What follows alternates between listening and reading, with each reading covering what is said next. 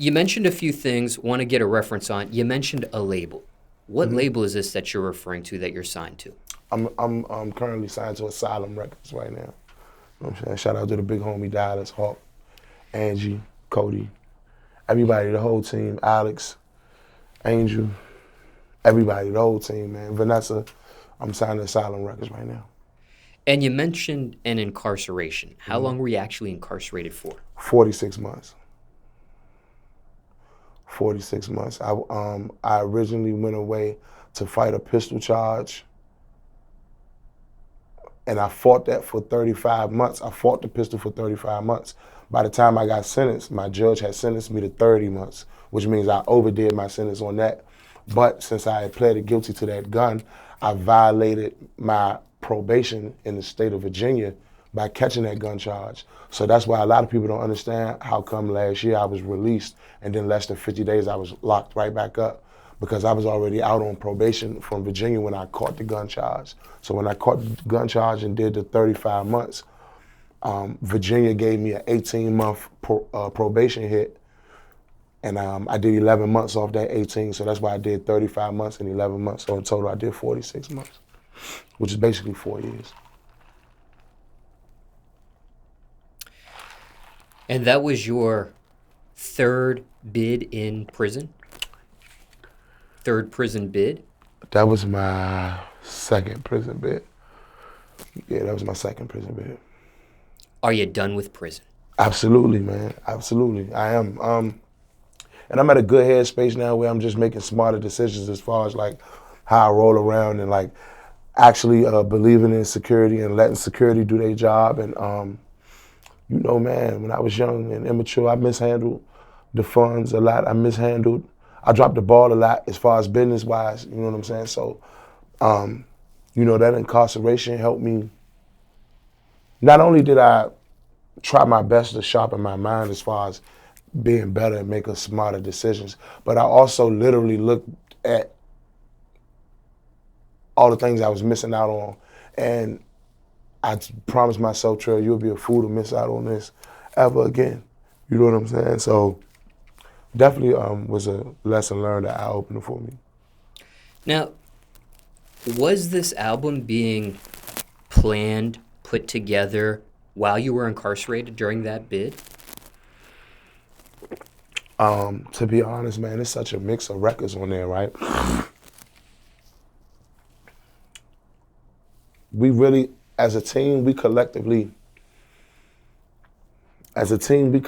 just chose what I believe it is, 10 or 11 records out of the last 200 records I recorded.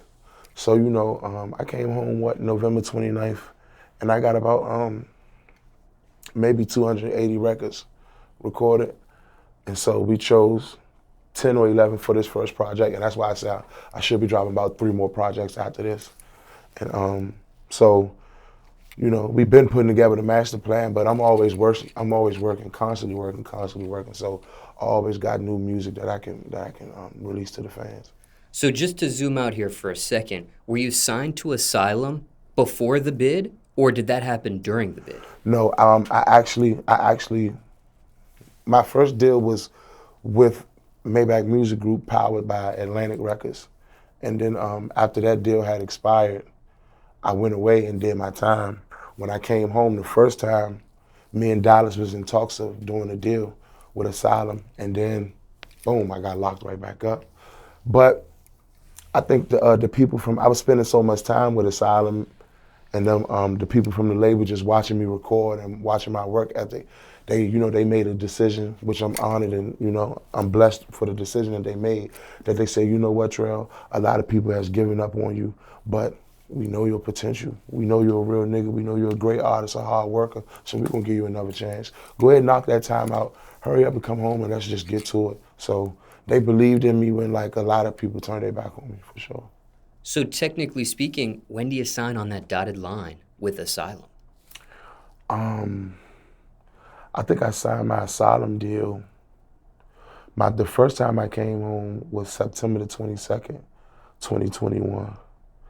I probably signed that Asylum deal because I went right back in November the 29th of 2021. So it's between either June, July, August.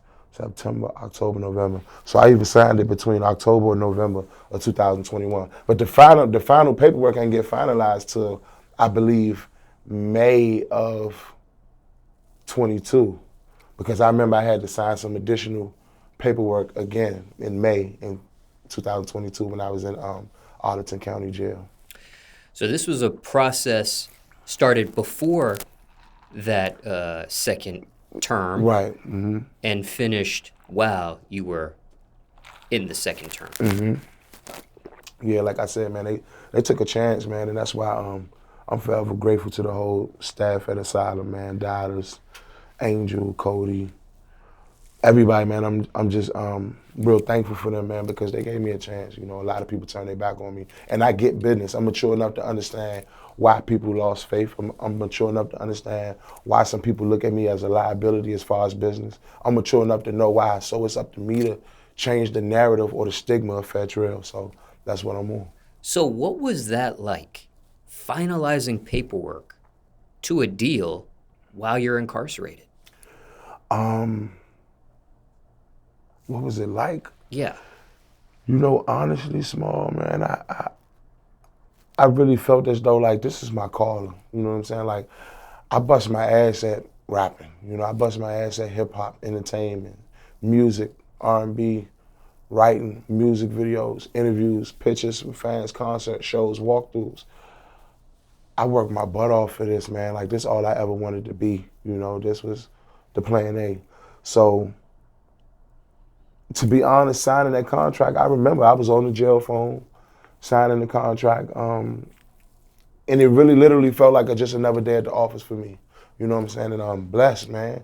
Just blessed, well, you know, looking around while everybody else is gambling, watching TV, these guys working out, these guys playing basketball, and I'm literally on the phone going over contracts and deals and trying to figure out release dates and trying to figure out where can I move to, where's the safest place for Trel to live, where's the safest place for Trel to record. I was literally on the phone, and I felt like I was in the office, and everybody else was just running around lollygagging, cooking, playing, waiting to go home, and I was on the phone taking care of business every day. Now, were you working on any music while you were incarcerated? You were working on business things that you just described, but were you writing? Were you sharpening up the talent as far as freestyling or lyrics or any of that nature? I'm gonna tell you like I told everybody else, right? And I'm being honest. Honestly, I didn't write a lot in prison. I wrote, but I didn't write a lot, like to the point where I came home with notepads full of raps, because one, I stopped writing a long time ago, so I no longer write. But two, prison is just, for me, don't get me wrong, I've seen a lot of dudes come out at rec, don't play cards, don't work out, don't gamble, nothing. Sit out at rec and write raps, put their instrumentals on off their tablet and write raps. So don't get me wrong, you can write raps in that environment. Me personally, Trel, I had so much going on and my mind was so many different places that to sit down and write lyrics wasn't one of the main things that was on my agenda while I was incarcerated.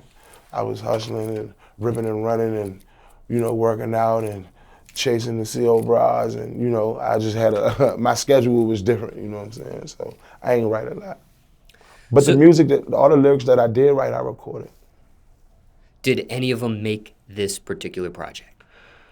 That's a good question, man. And you know me, Smallz, we've known each other for a while. Instead of looking you in your face and lying and saying, yeah, I believe a couple of them that I wrote made the album, I would have to double check. I would literally have to listen to the album again and figure out if any of those verses was wrote while I was in prison. But I have, everything that I wrote from my 4-year bit, I did come home and record it and lay it down. Yeah. Now, that first time back in a recording studio, after you're done with that entire 4 years, is there rust? Is there, when you hit that mic for the first time, is there, I don't know I don't know the verbiage there, but is there? I don't know, man. I really, honestly, I really ain't feel no rush. You know what I'm saying? Like, and I'm not just saying that because it's me. You know what I'm saying? After my 4 years, we went straight to the studio. The first song I recorded was my Hellcats and Trackhawk freestyle. So if you listen to the lyrics and the flow on Hellcats and Trackhawks freestyle, just ask yourself, did Fed Trel fall off lyrically? You know what I'm saying? Literally, ask yourself, did Fed Trel lyrically fall off? You know what I'm saying? And that was just the warm-up record. I believe my first night home, I made Hellcats and Trackhawks first. Then I did the Long Live B3 record. And then I did Niggas Last Day In. Niggas Really Let Their Ops Walk Around. Some shit I don't understand. I did all three of those back to back. That was my first night home. And I was drunk as a bitch. You know what I'm saying? So, nah, never no rest, man. Practice make perfect. I've been doing this a long time. Not a lot of niggas can fuck with me when it comes to that booth. Two things here, and this is for your fans. Okay, what do you want to say to your fans that have stuck by you from the first time they've heard your music and are still with you today? And what do you want to say to your fans that have left you, so to speak, because of all the legal issues, the inconsistency with the music and the music career and things of that nature? Right. What do you want to say to those as well? Okay, well, first, to the fans who supported me and stuck with me through day one, I appreciate y'all. I love y'all. I apologize for letting y'all down. And that's another reason why I felt like I always had to keep it real in my music, because if you're gonna be a fan of me, if you're gonna support me, if you're gonna come to my shows, if you're gonna follow me when I post my kids and my grandmother and all this, like, I'm letting you in on my life. I'm letting you in on how I grew up. I'm letting you in on what I like to do for fun when I'm not working. I'm letting you in on all those things. So I know for a fact my day one fans literally grew up with me from Respect with the Tech all the way to now. You know what I'm saying? So I want to tell them thank you. I apologize for letting y'all down. It won't happen again, man. That's my word over my dead body. It won't happen again. And that's just how hard I'm going with it. Secondly, to the fans who left or forgot about Fed Trel, or who chooses no longer to support Fed Trel, man, I apologize for letting y'all down too. But y'all will be back. I ain't worried. I know me. I know I got straight drop. You know what I'm saying? And I know how to sell it, man. You know what I'm saying? I know how to get it off, man, like it's magic. So y'all will be back. I understand why y'all left, and that's my fault. You know, I'm grown. I'm mature enough to say, man, you know, I fucked my own career up by making those dumb decisions. But I'll be right back. This year, you won't see. This year, the year. Now, are there any unknown facts or stories in regards to this project that's never been publicly mentioned before? Could be in regards to creating it or recording it. I don't know. I'm not sure if this is really a secret. Dirk Milano has been real hands-on with me lately as far as recording and writing and producing records. That's a little cool fact that a lot of people know. But then again, like I said, if you follow me on Instagram, you'll see that me and Dirk Milano been locking in lately. So, but it's a lot of fun facts about the project, man. I rather, in my personal opinion, I'd rather leave it as a surprise for the fans. Anything else you want to mention in regards to this project, other than what you've already said thus far? Man, look, Nightmare on East Street 2, June 9th, man. You know, the return of the real is back. Long live the men, freedom men. You know what type time I'm on, man. And, you know, it's go time. You know what it is.